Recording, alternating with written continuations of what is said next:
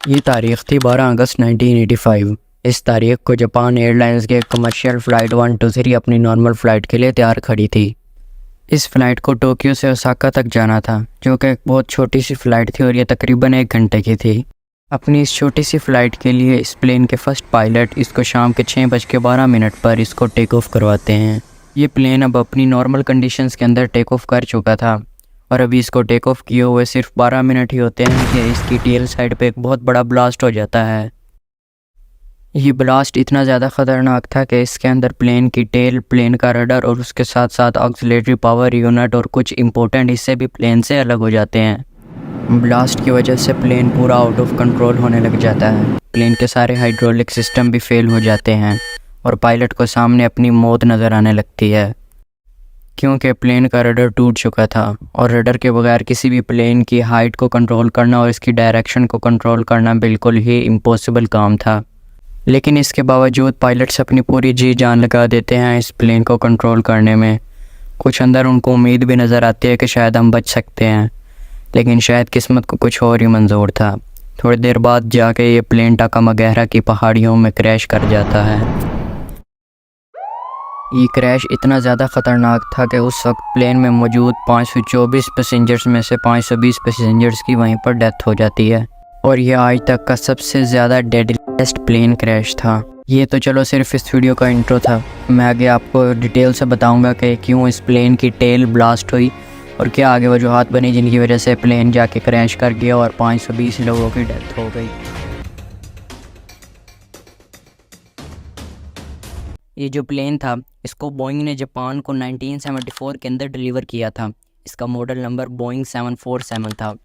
इस फ़्लाइट को JA8119 नाम से रजिस्टर्ड किया गया था। अपने इस मेन एक्सीडेंट से पहले इसने अपनी 18,000 फ़्लाइट अपने 25,000 फ़्लाइट आवर्स के साथ मुकम्मल भी किए थे। अपने इस मेन एक्सीडेंट से पहले भी इसके साथ एक और छोटा सा एक्सीडेंट होता है और वो जो छोटा सा एक्सीडेंट था वही इसके मेन एक्सीडेंट की वजह बनता है। और वो एक्सीडेंट क्या था वो मैं आपको बताता हूँ।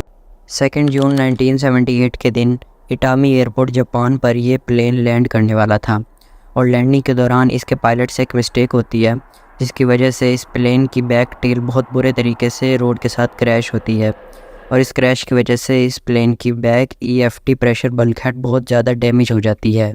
लेकिन रिपेयरिंग टीम इस प्लेन को दोबारा से रिपेयर कर देती है और इसको दोबारा से सर्विसेज देने के लिए चालू कर देती है। लेकिन यहाँ पर रिपेयरिंग टीम एक बहुत बड़ा ब्लंडर करती है, एक ऐसा ब्लंडर जो कि 7 साल बाद जाके 520 लोगों की जान ले लेता है। एक ऐसा ब्लंडर जिसे 7 साल तक कोई नोटिस ही नहीं करता है।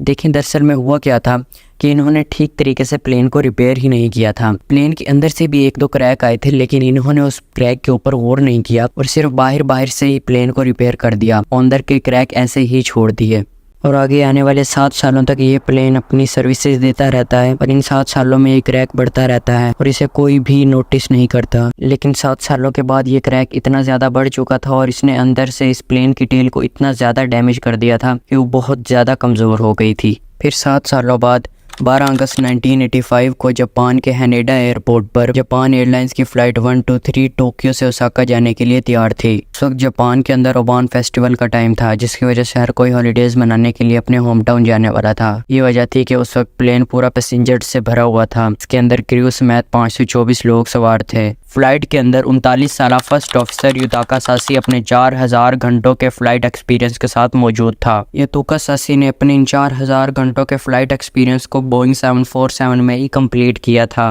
मजे की बात बताऊं, ये इनकी फाइनल एग्जाम फ्लाइट थी, जिसके बाद इन्हें बोइंग 747 का कैप्टन डिक्लेयर कर दिया जाना था। फ्लाइट के अंदर 49 साल कैप्टन मासामी ताकाहामा भी मौजूद था, जिसके पास 12,000 घंटों का फ्लाइट एक्सपीरियंस था। इन दोनों पायलट्स के पीछे एक 46 साल फ्लाइट इंजीनियर हिरोशी फुकाडा भी मौजूद था, जिसके पास 10,000 घंटों का फ्लाइट एक्सपीरियंस था। शाम के 6 बजे प्लेन डिपार्चर गेट से रोल ऑफ करता है और 6:12 पर प्लेन के फर्स्ट ऑफिसर युताका सासी प्लेन को रनवे से टेक ऑफ करवाते हैं। टोक्यो से ओसाका तक की फ्लाइट सिर्फ 1 घंटे की थी और इस छोटी सी फ्लाइट के लिए प्लेन एल्टीट्यूड गेन करना स्टार्ट कर देता है। उन दिनों में जापान के ज़्यादातर हिस्सों में बहुत ज़्यादा तेज़ बारिश और आंधी वगैरह चल रही थी। इसकी वजह से इस प्लेन के पायलट्स इसके रूट के अंदर थोड़ी सी चेंजिंग करते हैं और इसको साउथ में ओशन के ऊपर से लेके जाते हैं। हैं। आम हालात के अंदर जब प्लेन हाई अल्टीट्यूड गेन करता है तो बाहर की हवा पतली हो जाती है और पैसेंजर्स को सांस लेने में बहुत ज़्यादा मुश्किल होती है। इसीलिए प्लेन इंजन्स का इस्तेमाल करते हुए अपने अंदर प्रेशर बनाता है ताकि पैसेंजर्स आसानी से सांस ले सकें। अब कॉकपिट के अंदर फ्लाइट इंजीनियर इंस्ट्रूमेंटल पैनल की तरफ देखते हुए प्रेशर को इंक्रीज़ करने लगता है और जब किसी प्लेन के अंदर प्रेशर इंक्रीज़ होता है तो वो प्लेन से बाहर की तरफ जोर लगाता है। प्लेन की मजबूत बॉडी इसे आसानी से हैंडल कर लेती है। लेकिन मैंने पहले आपको बताया कि इस प्लेन की टेल और प्रेशर बल्कहेड बहुत ज़्यादा कमज़ोर हो चुके थे क्योंकि उसके अंदर से बहुत ज़्यादा क्रैक बन चुके थे। फिर जैसे ही शाम के 6:24 होते हैं, फ्लाइट के सिर्फ 12 मिनट बाद जब प्लेन 24,000 मीटर की बुलंदियों में था, भी एक बहुत बड़ा ब्लास्ट होता है। एयर प्रेशर की वजह से ब्लास्ट इतना ज़्यादा बड़ा था कि इसके अंदर प्लेन का प्रेशर बल्कहेड, उसकी टेल, उसका रडर और उसके साथ साथ ऑक्सिलरी पावर यूनिट और कुछ इंपॉर्टेंट हिस्से भी प्लेन से अलग हो जाते हैं। इनके अंदर का प्रेशर एकदम से बहुत ही ज़्यादा ड्रॉप हो जाता है जिसकी वजह से पैसेंजर्स को सांस लेने में मुश्किल होने लगती है। जैसे ही प्लेन के अंदर ऑक्सीजन की कमी होने लगती है तो पैसेंजर सीट के ऊपर ऑक्सीजन मास्क लटकना शुरू कर देते हैं। प्लेन क्रू लोगों को ऑक्सीजन मास्क को टाइटली पहनने की हिदायत करता है, साथ सेफ्टी बेल्ट्स पहनने की भी हिदायत की जाती है। पायलट ये सब कुछ देखते हुए 7700 का स्ट्रेस सिग्नल कंट्रोल टावर को सेंड कर देता है। इसका काम कंट्रोल टावर और आसपास के दूसरे प्लेन्स को बताना था कि ये प्लेन बहुत बड़ी मुश्किल में है। कैप्टन फोरी ही फर्स्ट पायलट को टोक्यो वापस जाने के लिए कहता है और फर्स्ट पायलट प्लेन को वापस टोक्यो ले जाने के लिए जब राइट साइड से प्लेन को मोड़ता है तो प्लेन आउट ऑफ कंट्रोल होना शुरू हो जाता है और राइट साइड की तरफ ज़्यादा ही टिल्ट हो जाता है। फर्स्ट पायलट अपनी पूरी कोशिश कर रहा था प्लेन को बैलेंस करने की, लेकिन उससे बैलेंस नहीं हो रहा था। ये भी देखा जा रहा था कि प्लेन के अंदर तमाम इलेक्ट्रिकल और मैकेनिकल फंक्शंस बंद हो चुके हैं। भी पीछे बैठे फ्लाइट इंजीनियर की नज़र हाइड्रोलिक्स मीटर पर जाती है। वो देखता है कि तमाम हाइड्रोलिक मीटर 0 पर आ चुके हैं। का मतलब ये था कि प्लेन के सारे हाइड्रोलिक सिस्टम फेल हो चुके हैं। अब कैप्टन को सामने अपनी मौत नज़र आ रही थी क्योंकि हाइड्रोलिक्स के बगैर प्लेन को किसी भी तरह कंट्रोल नहीं किया जा सकता।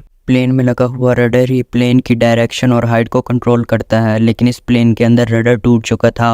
प्लेन की हाइट को कंट्रोल करना और प्लेन की डायरेक्शन को चेंज करना पायलट्स के लिए बहुत ही मुश्किल काम था। अब ये प्लेन पर कटे परिंदे की तरह हवा के अंदर मौजूद था। कैप्टन और फर्स्ट पायलट अपना पूरा ट्राई कर रहे थे इस प्लेन को बैलेंस करने की, लेकिन वो हर दफ़ा फेल हो रहे थे क्योंकि हाइड्रोलिक सिस्टम के साथ साथ प्लेन का एलिवेटर सिस्टम भी फेल हो चुका था, जिसकी वजह से प्लेन कभी बहुत तेज़ी से ऊपर जा रहा था और कभी बहुत तेज़ी से नीचे आ रहा था। कैबिन में बैठे पैसेंजर्स को सामने अपनी मौत नज़र आ रही थी। बहुत सारे पैसेंजर्स ने अपनी फैमिली को आखिरी खत भी लिखना शुरू कर दिया था। कॉकपिट के अंदर पायलट्स ने ऑक्सीजन मास्क नहीं डाल रखा था, जिसकी वजह से वो हाइपोक्सिया के अंदर जाने लगते हैं। ऑक्सिया के अंदर एक इंसान की सोचने समझने की सलाहियत कम हो जाती है और वो बेहोशी के अंदर भी जाने लगता है। रडर्स के बगैर प्लेन की हाइट को कंट्रोल करना इम्पॉसिबल था, जिसकी वजह से प्लेन में बैठे हुए पायलट्स इंजन थ्रस्ट का यूज़ करते हुए प्लेन की हाइट को कंट्रोल करते हैं। जब भी प्लेन तेज़ी से नीचे जाने लगता वो इंजन थ्रस्ट को बढ़ा देते, जिसकी वजह से प्लेन ऊपर जाने लगता, और जब प्लेन बहुत ज़्यादा ऊपर जाने लगता तो वो इंजन थ्रस्ट को कम कर देते। इसी तरह करते हुए वो कुछ टाइम तक प्लेन को बैलेंस रखते हैं। तब फ्लाइट इंजीनियर कैबिन क्रू को इंटरकॉम की मदद से कॉल करता है और उनसे पूछता है कि ब्लास्ट की वजह से कितना नुकसान हुआ है। भी कैबिन क्रू फ्लाइट इंजीनियर को बताता है कि प्लेन का बहुत बड़ा हिस्सा प्लेन से अलग हो चुका है। सुनने के बाद फ्लाइट इंजीनियर फौरी फर्स्ट पायलट को प्लेन को नीचे ले जाने का हुक्म देता है कि प्लेन को नीचे ले जाने से प्लेन के अंदर बैठे पैसेंजर्स आसानी से सांस ले सकेंगे। लेकिन मैंने पहले आपको बताया कि प्लेन के अंदर बैठे पायलट्स में ऑक्सीजन की कमी की वजह से हाइपोक्सिया का शिकार हो रहे थे। फ्लाइट इंजीनियर उन्हें ऊंची आवाज़ में ऑक्सीजन मास्क पहनने और प्लेन को नीचे ले जाने का ऑर्डर देता है। दोनों पायलट्स प्लेन को 10,000 फीट तक नीचे ले जाने का डिसाइड करते हैं। पैसेंजर्स के ऑक्सीजन मास्क के अंदर बहुत कम ऑक्सीजन बाकी रह गई थी और वो ज़्यादा देर तक यूज़ नहीं हो सकती थी। मसला ये था पायलट्स इसको नीचे कैसे लेके जाते, क्योंकि अगर वो इंजन थ्रस्ट को कम करके लेके जाते तो बहुत ज़्यादा ख़तरा था कि प्लेन स्टॉल कंडीशन में जाके क्रैश हो जाए। उस वक्त फ़्लाइट इंजीनियर ये सजेशन देता है कि हम लैंडिंग गियर्स को निकाल देंगे, जिसके बाद उसकी ड्रैग फोर्स से प्लेन नीचे आ जाएगा। लेकिन यहाँ पर मसला ये था कि प्लेन के सारे हाइड्रोलिक फेल हो चुके थे और हाइड्रोलिक्स के बगैर लैंडिंग गियर नहीं निकाले जा सकते थे। तो pilots emergency landing gear option का इस्तेमाल करते हैं, जिसके बाद प्लेन के लैंडिंग गियर फ्रीली हैंग करने लगते हैं। इन लैंडिंग गियर्स के रिलीज़ होने के बाद प्लेन को कंट्रोल करना और ज़्यादा मुश्किल होने लगता है। के अंदर बैठे कैप्टन एटीसी टावर को कहते हैं कि हम टोक्यो वापस आ रहे हैं। प्लेन आहिस्ता आहिस्ता नीचे आ रहा था और पायलट्स और पैसेंजर आसानी से सांस ले पा रहे थे और पायलट्स भी बहुत ज़्यादा कॉन्शियस हो चुके थे। लेकिन शायद किस्मत को कुछ और ही मंजूर था। अब पायलट्स को नीचे माउंट टेमागेरा की ऊंची ऊंची पहाड़ियाँ नजर आने लगती हैं। तो कैप्टन फर्स्ट पायलट को इंजन थ्रस्ट को बढ़ाने का ऑर्डर देता है। और अब इंजन थ्रस्ट को बढ़ाने की वजह से प्लेन बहुत तेज़ी से ऊपर जाने लगता है और इसका क्लाइंब एंगल 40 डिग्री तक पहुंच जाता है। इस वजह से प्लेन स्टॉल कंडीशन में जाना शुरू कर देता है। पिट के अंदर बहुत तेज़ी से कंट्रोल स्टिक्स वाइब्रेट करना स्टार्ट कर देती हैं। लगातार स्टॉप कंडीशन वार्निंग अलार्म बजने लगता है। तभी फर्स्ट पायलट सजेस्ट करते हैं कि हमें प्लेन फ्लैप्स को कम कर देना चाहिए क्योंकि इनकी ड्रैग फोर्स से फिर प्लेन कुछ लेवल में आ सकता है। फिर captain emergency APU power unit को इस्तेमाल करते हुए फ्लैप्स को लो कर देता है, जिसकी वजह से प्लेन कुछ बैलेंस होने लग जाता है। अब ये क्रैश के बाद पहली बार ही था कि प्लेन इतना ज़्यादा बैलेंस हो रहा था, जिसके बाद पायलट्स और पैसेंजर को कुछ उम्मीद नज़र आती है कि शायद हम बच सकते हैं। लेकिन यही फ्लैप्स आगे जाके इनके लिए मुसीबत बनते हैं। ये फ्लैप अब एक जगह पे रुकने के बजाय खुद ही से मूव करना स्टार्ट कर देते हैं। लेफ्ट फ्लैप राइट फ्लैप के मुकाबले ज़्यादा एक्सटेंड होना स्टार्ट कर देता है। इसकी वजह से प्लेन ज़्यादा राइट साइड पर टिल्ट होना स्टार्ट करता है। प्लेन को बैलेंस करने के लिए प्लेन के अंदर मौजूद पायलट्स किसी अननोन रीज़न की वजह से इंजन थ्रस्ट को बढ़ा देते हैं, लेकिन पायलट्स इंजन थ्रस्ट को बहुत ज़्यादा बढ़ा देते हैं और फिर प्लेन राइट साइड की तरफ बहुत ज़्यादा नीचे जाने लगता है। अब ये प्लेन टाकामागहरा की पहाड़ियों के ऊपर गिरने वाला था। इन पहाड़ों के ऊपर प्लेन को कंट्रोल करना पायलट्स के लिए बिल्कुल ही इम्पॉसिबल काम था। पहले प्लेन का राइट विंग एक पहाड़ से क्रैश करता है और उसके बाद पूरा प्लेन दूसरे पहाड़ में जाकर क्रैश कर जाता है। ये एक बहुत बड़ा ब्लास्ट होता है और हर जगह आग और धुआं फैल जाता है, जिससे साफ जाहिर हो जाता है कि सब कुछ ख़त्म हो चुका है। ATC टावर के अंदर बैठी अथॉरिटीज सिर्फ प्लेन को रडार से गायब होता देख सकती थी। ATC टावर बार बार पायलट से कांटेक्ट करने की कोशिश करता है, लेकिन वहां से कोई भी रिस्पांस इनको नहीं मिलता। तभी उसी रीजन में एक जापानी मिलिट्री एयरक्राफ्ट फ्लाई कर रहा होता है। वो उस आग और धुएं को देख के ATC टावर को इन्फॉर्म करता है। के बाद ये कंफर्म हो जाता है कि फ्लाइट 123 क्रैश हो चुकी है। यह हादसा इतना ज़्यादा खतरनाक था कि सरकार को लगता है कि इस प्लेन क्रैश में कोई भी नहीं बचा होना, और इसी वजह से जापानी अथॉरिटीज़ ये डिसाइड करते हैं कि हम 12 घंटों बाद रेस्क्यू टीम को भेजेंगे, क्योंकि रात और इतने ख़राब मौसम में हेलीकॉप्टर्स को उन पहाड़ों के ऊपर भेजना उनकी खुद की जान को खतरे में डालना जैसा था। फिर जब 12 घंटों बाद रेस्क्यू टीम वहां पर पहुंचती है तो वो देखती है 520 पैसेंजर में से सिर्फ 4 पैसेंजर ने सरवाइव किया है। और कुछ लोग तो ये भी कहते हैं अगर रेस्क्यू टीम को पहले वहां पर भेजा जाता तो और भी लोगों की जान बचाई जा सकती थी। आपका इस मामले में क्या ओपिनियन है, आप मुझे कमेंट में बता सकते हैं। एविएशन सेक्टर में ये एक ऐसा इंसिडेंट था जिसने सबसे ज्यादा जानें ली थी। इस हादसे के बाद बोइंग अपने प्लेन्स के अंदर बहुत बड़े बड़े मेजर चेंजेस करता है। इसके बाद जापानी गवर्नमेंट अथॉरिटीज भी प्लेन मेंटेनेंस के हवाले से बहुत स्ट्रिक्ट रूल बनाती है, लेकिन जो होना था वो तो हो चुका था। लेकिन हम प्लेन के अंदर मौजूद कैबिन क्रू और पायलट्स को उनकी बहादुरी की वजह से एक सैल्यूट पेश करते हैं। और क्या आपको ये वीडियो अच्छी लगी? अगर अच्छी लगी तो हमें कमेंट्स में ज़रूर इन्फॉर्म करिए और हमारी इस वीडियो को एक लाइक ज़रूर दे के जाना, क्योंकि इस जैसी वीडियो बनाने में बहुत ज़्यादा मेहनत लगती है। और साथ में सब्सक्राइब करना बिल्कुल मत भूलना। मिलते हैं एक अगली वीडियो में। अल्लाह हाफिज़।